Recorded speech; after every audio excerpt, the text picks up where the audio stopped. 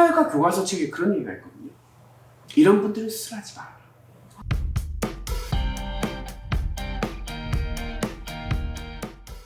신일TV 시청자 여러분 안녕하세요. 신일TV MC 가희이고요. 네, 안녕하십니까. 저는 스타라인 성형외과 대표원장 이상환입니다. 자, 그러면 오늘은 이제 원장님과 함께 리프팅 시술 및 수술 전에 알아야 할 사항들에 대해서 이야기를 자세하게 한번 나눠볼게요. 네. 우선적으로 상담 전에 어떤 내용을 알아야 될까요? 이런 생각이 많이 들어요. 요즘 리프팅 하니까 어머님들이 너무 리프팅을 받고 싶고 또 주변 친구분도 리프팅 받았다고 하니까 또 봤는데 뭔가 달라진 것 같으니까 마치 리프팅이 단순하게 쌍꺼풀, 코 이런 것처럼 저 리프팅 하러 왔어요 라고 하시는 분들이 되게 많아요. 어머니 어디를 하고 싶은? 아니 네 친구가 리프팅 받았는데 나도 하고 싶다니까. 예, 그러니까 리프팅 어디를? 이 리프팅이요, 처음 영상부터 보시면 아시겠지만 얼굴 전체를 봤을 때 이마, 눈썹을 올릴 수도 있고 얼굴을 올릴 수도 있고 목 부분을 올릴 수도 있고 다양한 부위인데 본인이 어디를 원하는지 잘 모르시고 그냥 리프팅 해주세요 하면 다 되는지 아세요? 그렇죠.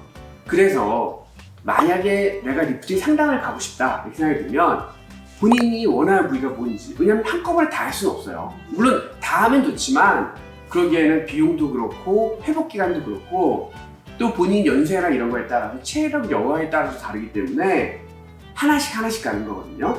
그러면 어디를 원하시는지 그거에 대한 명확한 기준을 잡으시는 게 중요하기 때문에 생각보다는 사전 예습이 필요할 수 있다라는 생각이 들어요. 그래서 친구분을 만났을 때 내가 리프팅 관심이 있으면 리프팅 받았다고 그러면 어디 했는데 어떻게 한 건데 라는 부분들에 좀 더 관심을 가지시는 게 좋지 않을까 이런 생각이 듭니다.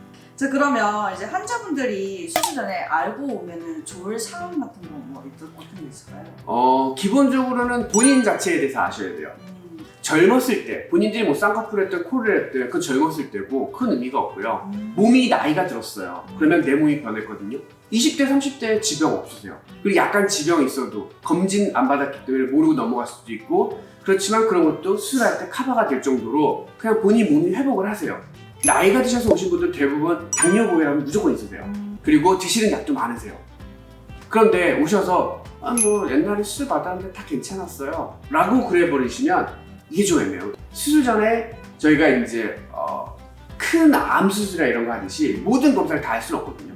그래서 본인 스스로의 질병 상태나 질환 상태, 드시고 계신 약, 그리고 어떤 약에 대한 알러지 반응들, 그런 부분들이 되게 많을 수 있고, 제일 많이 놓치시는 게 천식 있으신 분들이 본인이 천식 있다는 얘기를 잘 안 하세요. 왜요? 이게 왜냐면 너무 오랜 기간 동안 천식이 있어 왔고 당연시하면서 살아왔기 때문에 별 생각이 없으세요.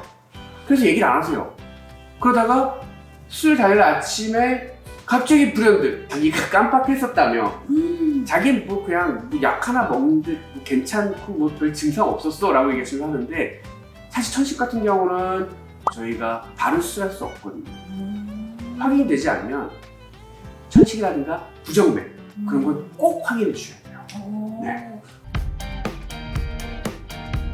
그럼 상담할 때 저희가 꼭 물어봐야 할 질문들이 있을까요, 원장님에게? 상담할 때 꼭 물어봐야 될 거는요, 좀 두 가지라고 생각을 해요. 그러니까 본인들이 아무래도 상담을 할 때 아까 처음에 얘기했던 결과에 대한 부분들을 가장 중시한다고 하니까 제가 만났을 때도 그렇고요. 어느 정도 좋아지는지에 대한 선을 서로 같이 맞췄으면 좋겠어요. 서열과 교과서 책에 그런 얘기가 있거든요. 이런 분들은 수술하지 마라. 이런 얘기가 있어요.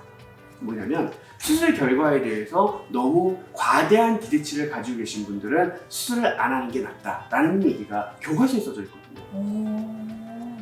수술로서 얻을 수 있는 결과보다 더 큰 거를 원한다고 하면 수술이라고 하는 건 아무것도 잃는 거 없이 100을 가져가는 건 아니거든요. 흉터를 남길 수도 있고 회복 기간 동안 자기가 힘든 거, 수술 중에 통증, 이런 다양한 자기의 어떤 값어치들을 어느 정도 교환해야 되는 건데, 그때 받을 수 있는 결과치가 굉장히 본인이 원하는 결과 만족도를 가지게 되면 그런 것들이 다 상쇄가 돼요. 그런데 결과치가 내가 생각했던 기대감보다 낮다 그러면 그때는 본인이 손해본 게 너무 많다고 생각이 드는 거죠. 의사가 솔직히 얘기해서 모든 것들을 다 되돌릴 수는 없어요. 한마디로 다시 태어나게 될 수는 없는 거거든요. 그렇죠. 그렇기 때문에 그 부분들을 서로 같이 이 정도 가지고 이 정도인데 만족을 하시겠습니까? 라는 부분들이 잘 얘기가 된다면 굉장히 기분 좋게 수술 전부터 수술 후도 그리고 앞으로 계속 만날 사이에 있어서 더 좋은 관계이지 않을까라는 생각이 듭니다. 좋습니다. 그리고 또 하나 더 있어요. 아까 두 가지가 있기 네네네. 때문에 한 가지 더는요. 사후 관리에 대한 부분이에요. 아까 얘기했다시피 계속 만난다고 그랬잖아요. 그래서 이 관리를 어떻게 해줄 건지 그러니까 흔히 얘기하는 뭐 재수술 뭐 이런 부분들을 얘기하는 게 아니고요. 리프팅이라고 하는 건 꼭 사후 관리가 필요하거든요. 지금 이 수술이 끝난 직후부터도 멈추고 돌려놨지만 다시 시계가 가기 시작해요. 그렇죠. 수술하는 중에만 멈춰있고 돌려놓은 거지 수술 끝나고 나서부터는 다시 시작이거든요. 물론 모두 이런 얘기를 해요. 이거 하고 나면 이제 전 평생 아무것도 안 할 거예요. 라는 분들이 많은데 그럴 것 같으면 너무 안타까운 거죠. 이거는 계속해서 함께 가는 거거든요. 뭐 그런 사후 관리가 뭐 큰 걸 요구하는 건 아니에요. 저희가 차 사도 엔진오일 계속 갈잖아요. 새 차잖아요. 그런 것 같은 느낌이라고 생각하시면 돼요. 네, 좋습니다. 그러면 상담할 때 저희가 사진을 네. 가지고 와야 되나요? 사진은 굉장히 중요한 요소예요. 왜냐면 아까 처음에 얘기했던 결과치에 대한 부분이거든요. 어디가 어떻게 변하는지는 고객분들이 잘 모르는 경우가 많아요. 그런데 의사의 입장에서 보면서 이분은 여기를 수술했고 이렇게 했는데 이렇게 해서 이 결과가 나온 겁니다. 이런 수술 방법들 어디 수술하시면 좋습니다. 이런 것들을 좀 더 세밀하게 얘기해 줄 수가 있어요. 저는 사실 비유를 들자면 환자분이 딱 얘기를 했어요. 본인이 쌍꺼풀 얘기했는데 그래서 본인이 아웃라인을 원하는데요. 좀 이상했어요. 의아했어요. 쌍꺼풀 라인 높았으면 좋겠다고 그러고 이렇게 하니까 그래서 막 이렇게 얘기를 하고 그러다가 도저히 좀 이상해서 말이 사진을 보여줬죠. 그러니까 환자분이 원하는 아웃라인이라는 게 눈앞에부터가 떨어져서 이렇게 가는 아웃라인 이거 맞냐고 깜짝 놀라면서 이건 절대 싫다는 거예요. 라인이 높은 걸 아웃라인이라고 그냥 생각한 거예요. 이런 서로의 의사소통에 있어서 다른 걸 생각할 수도 있기 때문에 하지만 사진을 보면서 얘기하면 객관적일 수 있어서 좀 더 도움이 된다 이렇게 볼 수 있어요. 그럼 젊었을 때 사진을 가지고 와도 도움이 됩니까? 그건 굉장히 큰 도움이 돼요. 젊었을 때의 모습을 보면 사실 저희가 유추도 가능해요. 어느 정도까지 결과가 나오겠고 어떤 부분들이 있어서 이분이 불만족하고 있고 어떤 변화를 원하겠구나라는 게 좀 더 세밀해져요. 근데 저희가 이제 상담을 원해서 많은 병원을 갈 수도 네. 있잖아요. 네. 이제 병원을 가는데 항상 병원에 갈 때마다 권유하는 이제 추천하는 이제 수술이나 시술이 다 달라요. 그 이유가 있을까요? 저희가 빵집에 간다 그러면 네. 빵집에 갔어요. 어떤 빵집은 크루아상이 메인 빵집이죠. 아, 또 어떤 빵집은 단팥빵이 메인이에요. 그러면 그 집에서 그게 가장 자신 있겠죠. 그러니까 저 배가 고파서 빵을 먹으러 왔어요 할 때 이 집은 크루아상도 있고 단팥빵도 있지만 단팥빵을 추천할 거고 이 집은 크루아상 단팥빵이 있지만 크루아상을 드셔보세요 라고 얘기를 할 거예요. 보통의 경우 추천하는 시술은 물론 얼굴별로 그분에게 가장 적합한 걸 추천하겠지만 산을 올라가는데 길이 여러 개 있듯이 그 병원에서 가장 메인 수술이거나 수술일 가능성이 높고요.